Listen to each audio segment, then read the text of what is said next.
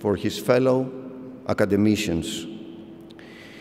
He has been the president of the Spanish Society of Periodontology, the president of the European Federation of Periodontology, and he has been working with the European Federation from several different important positions, holding responsibilities like Secretary General, Chairman of the Workshop Committee, member of the Undergraduate Committee, European Project Committee, Scientific Affairs Committee, Scientific Chairman of Europeria 2 and Europeria 8, Congress Chairman of Europeria 5.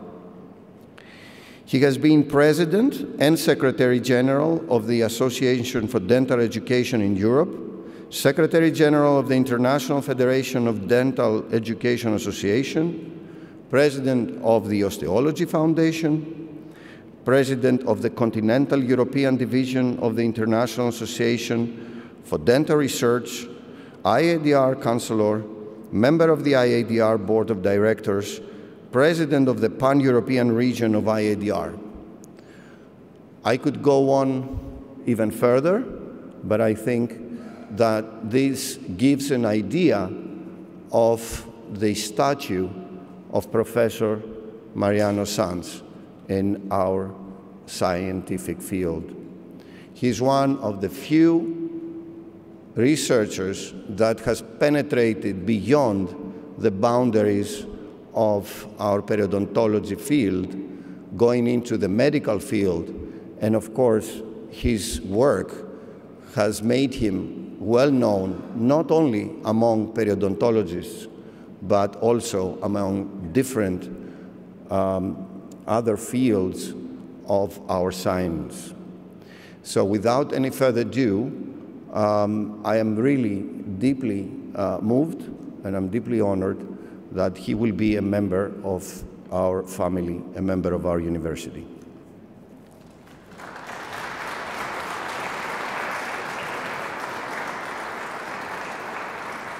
Αναγόρευση του τιμωμένου.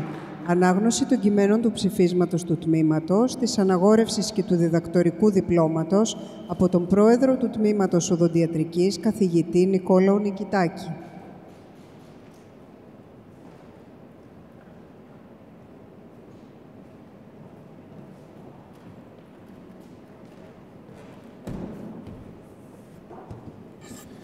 Αξιότιμε κύριε Πρίτανη, αξιότιμε κύριε Αντιπρίτανη, dear Professor Sanz, αξιότιμε καθηγητά κύριε Μαδιανέ, αγαπητοί συνάδελφοι καθηγητές, αγαπητοί φίλοι. Θα συνεχίσω ελάχιστα στα αγγλικά. It is my great honor to be here today representing the School of Dentistry as the president. I'm really blessed and lucky to be the one that I will read the official documents based on which the title of honorary doctor will be bestowed upon such a distinguished professor. So I will continue in Greek. Εθνικών και Καποδιστριακών Πανεπιστήμιο Αθηνών, ψήφισμα του Τμήματος Οδοντιατρικής των Επιστημονών της Υγείας Σχολής, τύχη αγαθή, πριτανεύοντος εν το Αθήνησιν Εθνικό και Καποδιστριακό Πανεπιστημίο, Μελετίου Αθανασίου Δημοπούλου, κοσμητεύοντος εν τη των Επιστημών της Υγείας Σχολή Εμμανουήλ Πικουλή και προεδρεύοντος εν το της Οδοντιατρικής Τμήματι Νικολάου Νικητάκη, έδοξεν ομοφόνος το τμήματι Μαριάνο Σάνθ, τα του ασκληπιού έργα μέγιστα επιστάμενων, την οδοντιατρικήν επιστήμην έργο τε και συγγράμμαση προαγαγόντα και την εαυτού φιλανθρωπίαν πολλαχή επιδειξάμενων, προς δε τούτης εύνουν της έλυση διατελούντα, επενέσετε αυτόν και του της οδοντιατρικής τμήματος διδάκτορα επίτιμον αναδείξε, το δε ψήφισμα τόδε μεμβράνη αναγράψε και τον του τμήματος πρόεδρον δημοσία εν τη αιθούση τη μεγάλη αναγνώντα και τα στιμάς ανυπώντα, επιδούνε αυτό ή αν ημέρα η αναγόρευσης γέννηται, καθάν ενόμιστε. Εγένετο, Αθήνηση, μηνός Απριλίου, 5η, έτους 3ου και 20ου και δυσχιλιοστού από Χριστού γεννήσεως. Ο πρόεδρος του Τμήματος Οδοντιατρικής, Νικόλαος Γεωργίου Νικητάκης. Αναγόρευση. Επειδή το Τμήμα Οδοντιατρικής των Επιστημών της Υγείας Σχολής του Αθήνησιν Εθνικού και Καποδιστριακού Πανεπιστημίου, Mariano Sanz, άξιον απέφυνε του επιτίμου διδακτορικού αξιώματος, ιδέτης των Επιστημών της Υγείας Σχολή τούτο απεδέξατο και ο πρίτανης της σχολής γνώμη επινεύει, διατάφτα εγώ, Νικόλαος Νικητάκης, καθηγητής στοματολογίας, νυν δε του Τμήματος Οδοντιατρικής πρόεδρος, χρώμενος τη δυνάμει ειν παρά των πανεπιστημιακών νόμων και του Τμήματος έχω λαβών, Mariano Sanz, επίτιμο διδάκτορα του Τμήματος Οδοντιατρικής των Επιστημών της Υγείας Σχολής του Αθήνηση Εθνικού και Καποδιστριακού Πανεπιστημίου, δημοσία αναγορεύω και πάσα σε αυτό τας προνομίας τα στο πανεπιστημιακό τούτο αξιώματι παρεπομένας απονέμω. Εγένετο Αθήνηση μηνός Ιανουαρίου, 6η και 20η, έτους 4ου και 20ου και δυσχιλιοστού από Χριστού γεννήσεως. Ο πρόεδρος του Τμήματος Οδοντιατρικής, Νικόλαος Νικητάκης.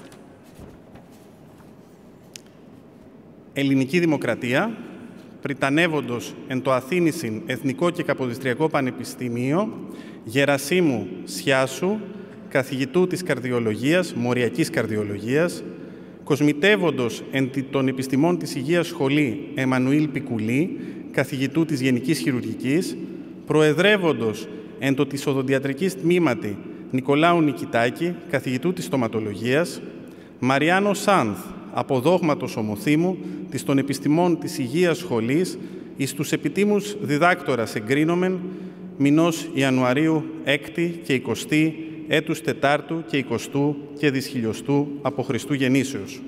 Ο πρίτανης, Γεράσιμος Χιάσος, ο κοσμήτορ Εμμανουήλ Πικουλής, ο πρόεδρος του Τμήματος Οδοντιατρικής, Νικόλαος Νικητάκης. Warmest congratulations to you, Professor Sanz.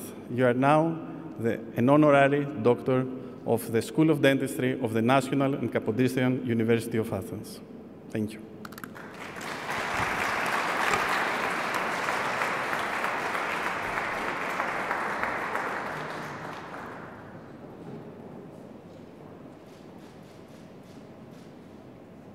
Περιένδυση του τιμωμένου από τον πρίτανη του Εθνικού και Καποδιστριακού Πανεπιστημίου Αθηνών, καθηγητή Γεράσιμο Σιάσου.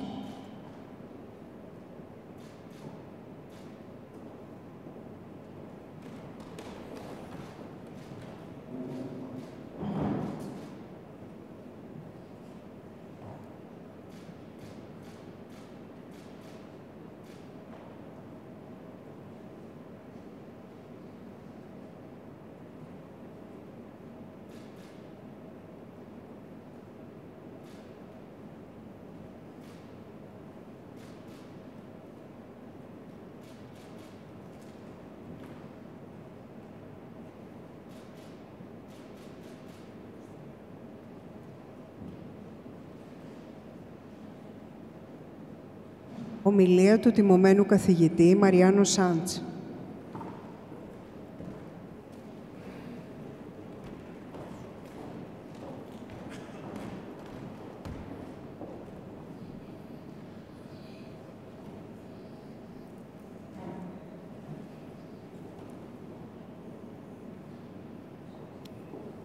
Dear Rector,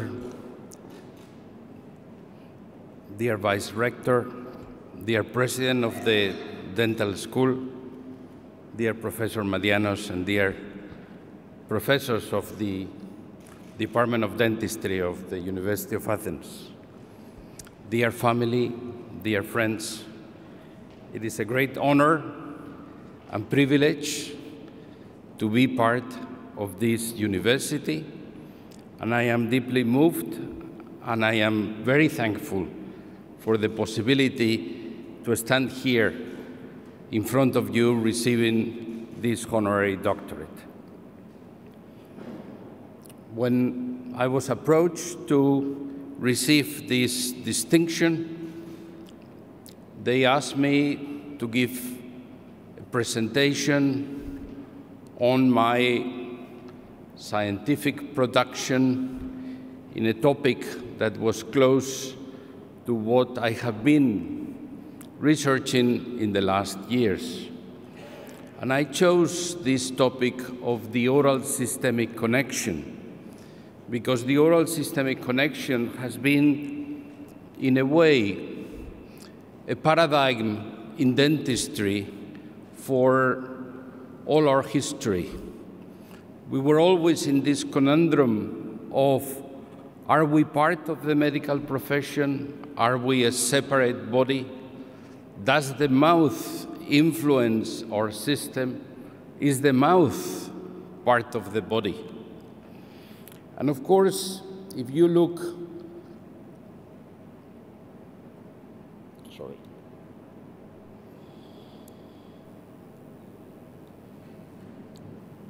I'm sorry.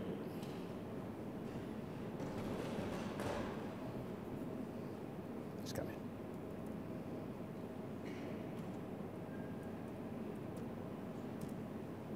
Okay.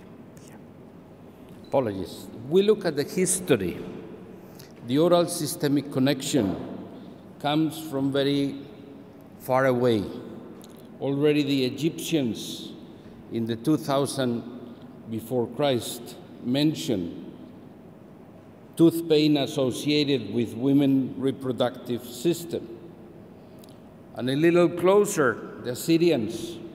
Also is very nice the anecdote from the physician of the king Assurbanipal, who advocated that the pains of the king were caused by his teeth. And he already advocated for extracting the teeth to cure the illnesses, in this case of the king Assurbanipal.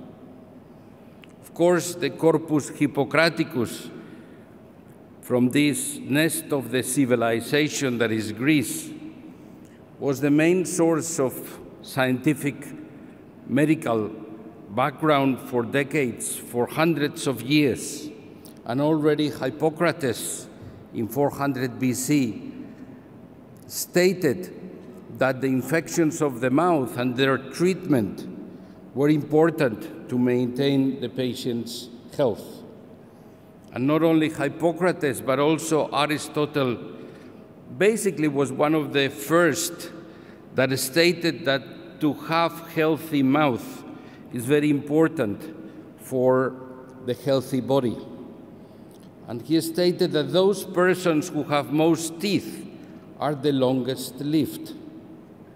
Another eminent Greek, although within the Roman Empire, Galen took the knowledge from the Corpus Hippocraticus and basically created the basic Corpus Medicus that basically long lived for more than 400 years. Already he emphasized the interrelationship between the oral cavity and other illnesses. And integrated in the knowledge that was derived from Greece, the Arab world basically took also some of their important knowledge on how to work with plants and with herbs, and consider the book from Avicenna, from Abdullah ibn Sina, the famous Iranian doctor, very influenced by the Greeks on how we should treat patients. And as you can see in the graph, he was using the oral cavity as the main way to explore patients' health. During Middle Ages, basically not much happened in medicine because basically the practice was heavily rooted on the Greek tradition. And basically this equilibrium in the four elements described by Hippocrates, the fire, the water, the earth, and the air, was the main causes of disease. And they, whenever had a disease, tried to purge the excess, either by bleeding, by leaching, and in case of the oral cavity, by removing all the teeth. The basic scientific movement arrived late in the 18th century.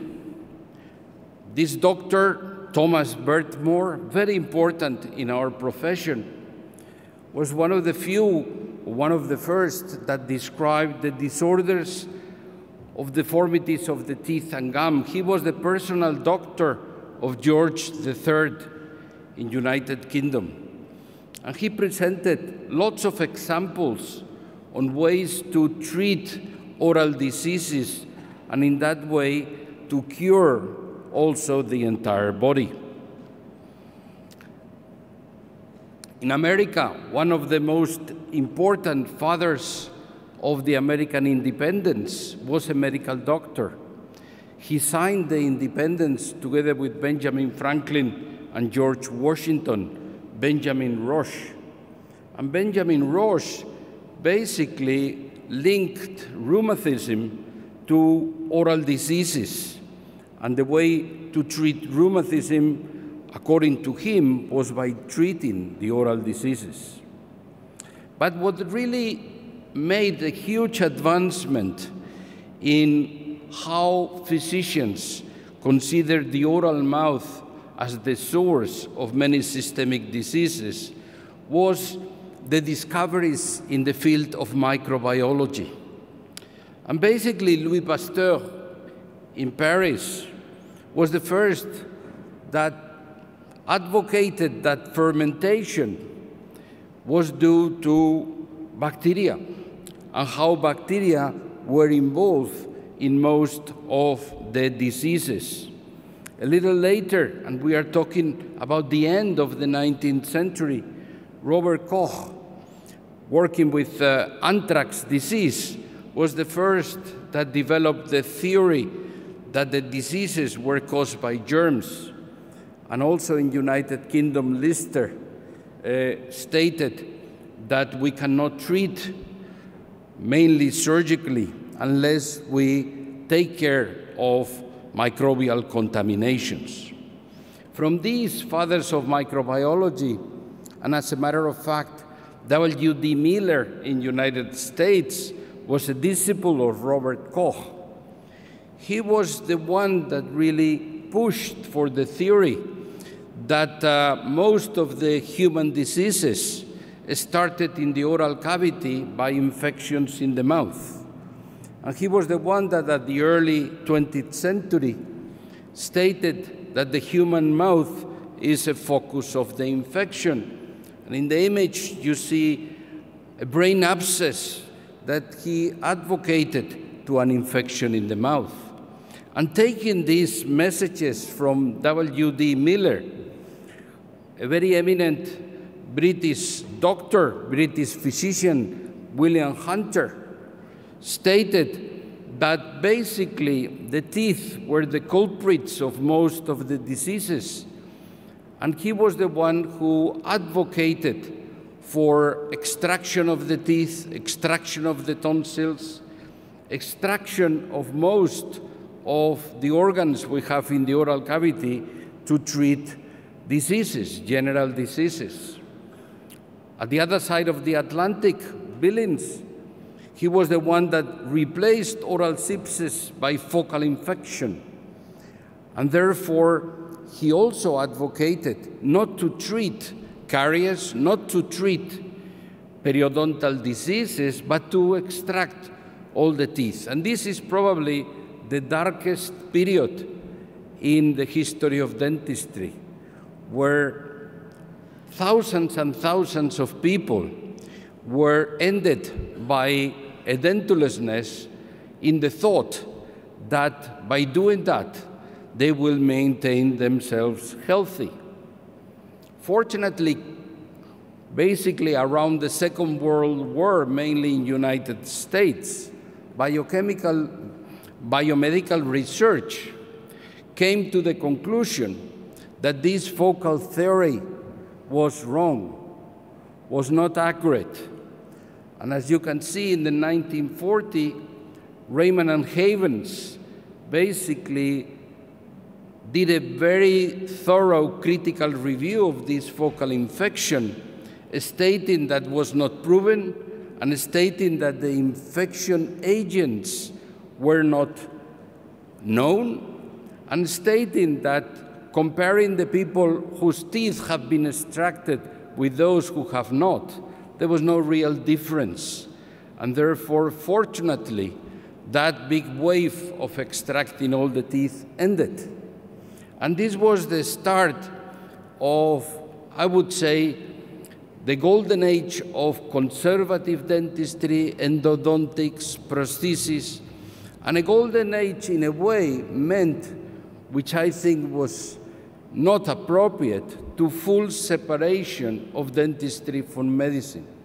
That was the time that started in the Baltimore Dental College in the United States, faculties of odontology were starting completely independent from medicine, and this wave that started in the United States moved to Europe, and basically for 50 years there was very little interest in the effect of the mouth in the rest of the body. As a matter of fact, in these 50 years, most of the research in dentistry was headed towards how to treat teeth, how to restore lost teeth, and how to treat the gum diseases, but without looking at the body and looking at the systemic interface. Basically, at the end of the 80s, the oral systemic connection was revisited. And it was by this pivotal publication from Helsinki by Dr. Mattila, who reported that people with a myocardial infarction, when they were compared with similar kind of people without a myocardial infarction, they had a much worse oral health status. So he wondered whether there was an association between the oral health and the incidence, in this case, of myocardial infarction. And basically, at the mid-90s, a lot of research coming from the States looked at these associations. And it was the starting of a new era in periodontology that has been termed periodontal medicine, because the focus has been to look at these links between oral diseases and systemic diseases. I just put in the image the three considered parents or fathers of periodontal medicine, Professor Jenko, Professor Williams, and Professor Offenbacher, who unfortunately have passed away, but have left a huge legacy for those of us like Professor Madianos, who trained with Professor Offenbacher, and others to continue that research pathway.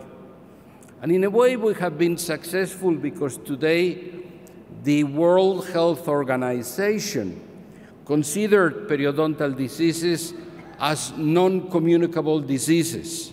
And these are the chronic diseases that affect mankind, which, as you can see, cardiovascular diseases, diabetes, cancer, etc., they are all basically affected by similar risk factors, and they have lots of interconnections. And if you see some statistics, you see that approximately 80% of people over 65 years of age in the United States are affected by one or more of these non-communicable diseases. And today it is considered that the presence of two or more of these diseases represent not only a major challenge to humankind, but also a major challenge to the economy for the huge health costs in the treatment. And basically, when we ask ourselves, what do all these conditions have in common? We understand that all these conditions have in common inflammation, systemic inflammation. And as this famous cover page of Time magazine stated, systemic inflammation is the secret killer of humankind. And through systemic inflammation, is what we have linked in a scientific manner oral diseases to the rest of the non-communicable diseases. The oral disease that has basically shown a more clear association with the rest of the non-communicable diseases is severe periodontitis. And severe periodontitis is a very prevalent disease among adults, and as you can see, is the 6th more prevalent disease in the world, affecting about 10% of the adult population, which in terms of numbers of people, it is a huge number of people. And periodontitis today, we understand that is not only the higher risk of tooth loss in adults, but also it affects the well-being of many human beings, because it affects the masticatory function, it affects quality of life, it affects self-esteem, it affects also the general health. And this, how periodontitis affects general health, has been the matter of not only my personal research, but other centers of excellence in Europe and in the world during the last 25 years. And we have mainly looked on how the bacterial challenge, the bacteria that we have in our oral cavity, and the bacteria, of course, that when patients are affected with periodontitis are in much higher numbers and virulence, make a chronic host response that we know even from Greek times that is called inflammation. And this inflammation not only resides around the teeth, but this inflammation may spread throughout our body. So in this, we can see how the bacteria that are adhered to the tooth are in contact with the periodontal or gum tissues, and these bacteria have capabilities to enter into the tissues, and through the tissues to enter into the vascular flow, and through the vascular flow to continue to other distant parts of the body. So in these 25 years, lots of research has been done to try to understand and to validate scientifically not only what these associations mean in terms of epidemiology, but also what are the mechanisms by which inflammation in the gums may spread to other parts of the body. And also looking at the impact of treating oral diseases and how this treatment may affect the rest of the patient's systemic health. I just mentioned this publication that I wrote about 3 years ago, because this was the posthumous publication by Professor Jenko, who was the father of periodontal medicine, and I had the privilege to do it together with him. So let me share with you in the last 5–10 minutes of my presentation my pathway through the research in these oral systemic connections. And when I say mine, it's not mine at all. It's from the ETEP research group that I represent, where Professor Mariano stated before, about 30 clinicians, basic researchers, work heavily to push our knowledge into this line of research and into other lines of research.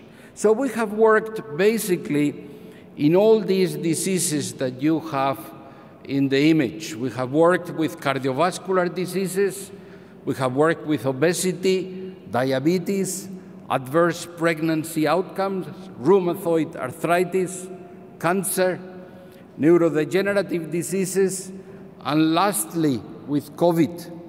And in these research opportunities, we have looked both at epidemiological studies, but also to mechanistic studies and also to treatment studies. My first interaction with this line of research took part in 2004, almost more than 20 years ago.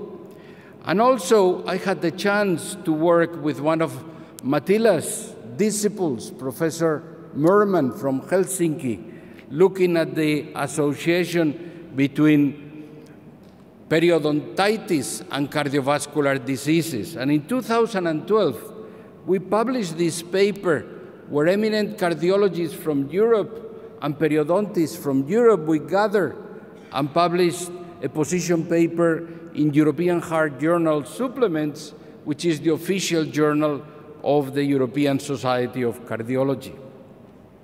Later, we have continued with developing this, working together with the cardiologists, and we have published joint papers. And one of these joint papers even provides guidelines on how we should treat cardiovascular disease patients and how cardiologists should look at the oral diseases of their patients. So we not only have produced evidence of these associations, but we have provided guidelines for medical doctors, for dentists, and also for the public on how they have to look at these associations. One of the most important research lines that we have been carrying out has been looking at the mechanisms, have been looking on how bacteria from the diseased periodontal tissues can travel through the blood flow, and how systemic inflammation from the periodontal and oral tissues can be spread to the rest of the body. Basically, we have published several papers on bacteremias, the presence of bacteria from the oral cavity in different parts of the body. And we have also looked even to cardiovascular lesions like atheromas from the carotid bifurcation, and looking at presence of bacterial DNA from oral sources, so linking the oral bacteria to the cardiovascular lesions. In pregnancy outcomes, I put this graph purposely because this is a very famous graph that came from Fibos Madianos in one of the workshops, which basically pictures how the periodontal health of pregnant women can affect delivery and some of the complications in the late times of pregnancy, like preeclampsia. We did an epidemiological study in Madrid trying to understand the incidence of these complications, and we gathered experts from all over the world to basically provide guidelines, again, to obstetricians, to dentists, because the treatment of oral diseases during pregnancy is safe and must be carried out, of course, with sensitivity, but at the same time trying to diminish the risk for these complications. Probably one of the systemic diseases that is more clear, the association, and in this case is a bilateral association, is with diabetes. And diabetes, you know, is a very important metabolic disease characterized by hyperglycemia that affects basically many different organs in our system and is becoming an epidemic in modern world. Basically, in this area, we have been also very active. We have linked and partnered with the World Diabetes Association, again, to provide guidelines on how patients with diabetes should be treated in the oral environment, and how patients with periodontitis should be treated when they have concomitant diabetes. In Spain, we have been very active looking at numbers, that is, what are the epidemiological associations. We have been part of a big adult worker epidemiological study in Spain, and we have looked at the association between periodontal diseases and diabetes. And lastly, we have also looked at how we can, in the oral health practice, diagnose patients in risk of having diabetes, whether we can screen for pre-diabetes and what are our chances to be part of the medical team in the prevention and control of this important disease. In terms of mechanistic research, we have been looking how periodontitis can link with obesity, because obesity today is considered a hyperinflammatory disease. And we understand today that obese people are in a regular, constant state of hypersystemic inflammation. How does this affect the oral cavity? And how periodontitis may affect also the inflammatory status derived from obesity? We have been working in different mechanistic studies, but what we showed, which I think was very significant, is that if we combine obese rats with periodontitis, the metabolic control of these obese rats is fully dysregulated, basically acting as a very important comorbidity. And we also have been doing intervention studies basically with patients that have both periodontitis and metabolic syndrome, and treating the periodontitis in a clinical trial, we have seen that those treated clearly diminish systemic inflammation significantly compared with those not treated. And this also affects not only systemic inflammation, but also hyper blood pressure and also glycated hemoglobin, which is the most reliable measure of glycemic status. We also have been very active in the connection between rheumatoid arthritis and periodontitis, because rheumatoid arthritis is an autoimmune disease where our immune system develops antibodies against very specific proteins, the citrullinated proteins. And we have worked under the hypothesis that some of the periodontal bacteria enhance this citrullination and therefore enhance the autoimmune disorder. And we have evaluated epidemiology in a study done in Canary Islands, the clear association not only between periodontitis and rheumatoid arthritis, but also between the degree, severity of periodontitis and the levels of these anti-citrullinated antibodies, which are the main cause of the deformities of the joints that occur in this disease. In terms of cancer, today there is a very high research looking at very specific periodontal bacteria and their role as oncogens, not only in oral cancer, but also in some distant cancer, such as pancreatic cancer or colorectal cancer. Also, we have been doing studies evaluating what is the impact of periodontitis in overall mortality, and the impact of periodontitis and edentulism caused by periodontitis in people dying. And we have seen a direct association between non-treated disease or disease treated by removing all teeth with the chance of dying. Lastly, we have been working with neurodegenerative diseases, and the hypothesis is how inflammation in the oral cavity can develop into neuroinflammation, because neuroinflammation today is the main culprit of some of the degenerative diseases that we have affecting humankind, not only as Alzheimer's disease, but even some of the psychiatric diseases which occur to happen as a dysregulation of the inflammatory status within the brain. We have been looking on how experimental models of periodontitis in rats can be sourced, and can these bacteria and bacterial products go through the blood-brain barrier and affect our neural tissues.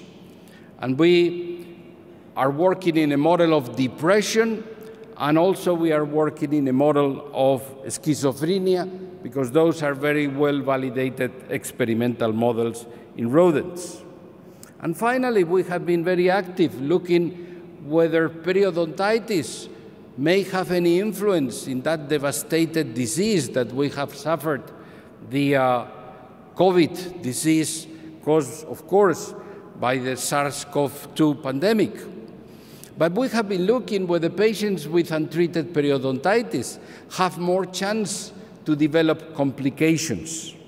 And we, of course, have, in this case, joined forces with a research group in Doha, in Qatar, where we have demonstrated that indeed patients with periodontitis have even 10 times more chance to develop severe complications, even death, when they were affected by COVID.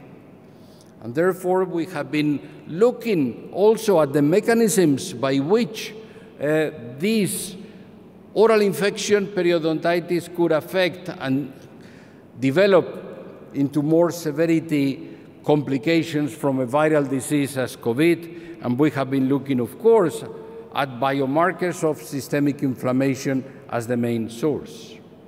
So all these 25 years of research, not only from our center, also from University of Athens and other centers, I think have revisited this concept of the oral-mouth connection, and not only in terms of trying to understand the disease and try to treat the disease, but also to understand health and well-being, because today we cannot understand general health and well-being if we don't consider oral health.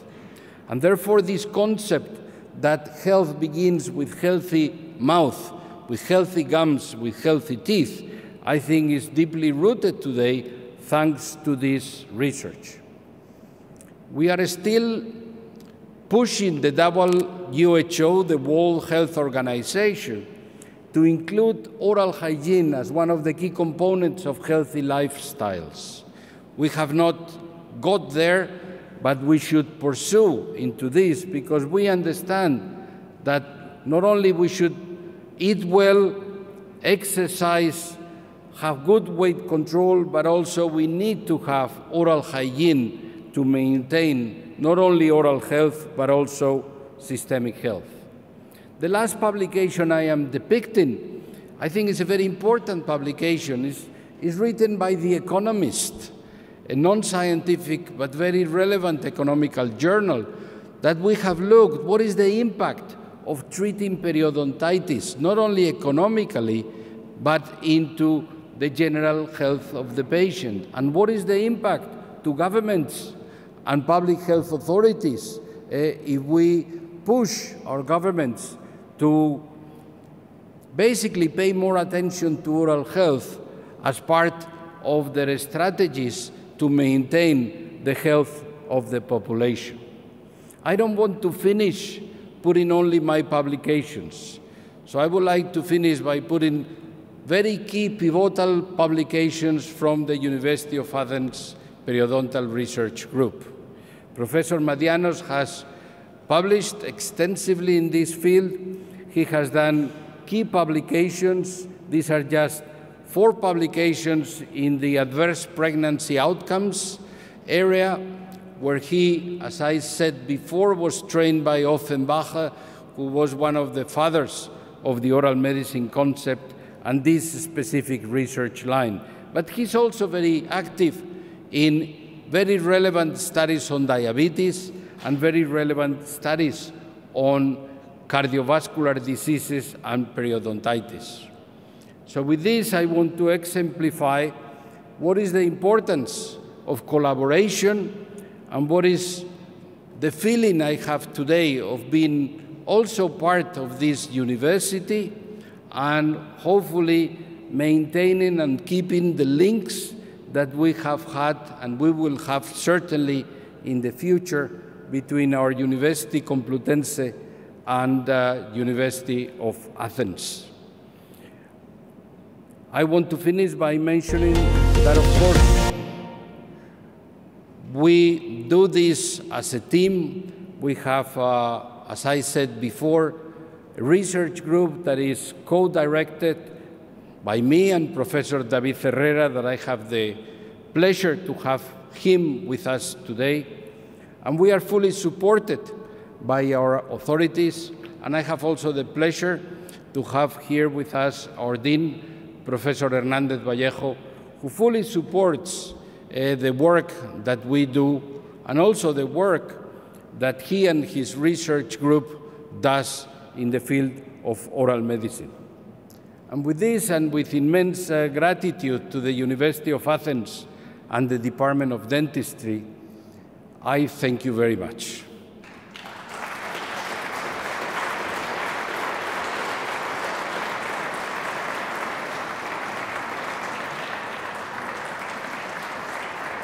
Πέρας της εκδηλώσεως, καλό σας βράδυ.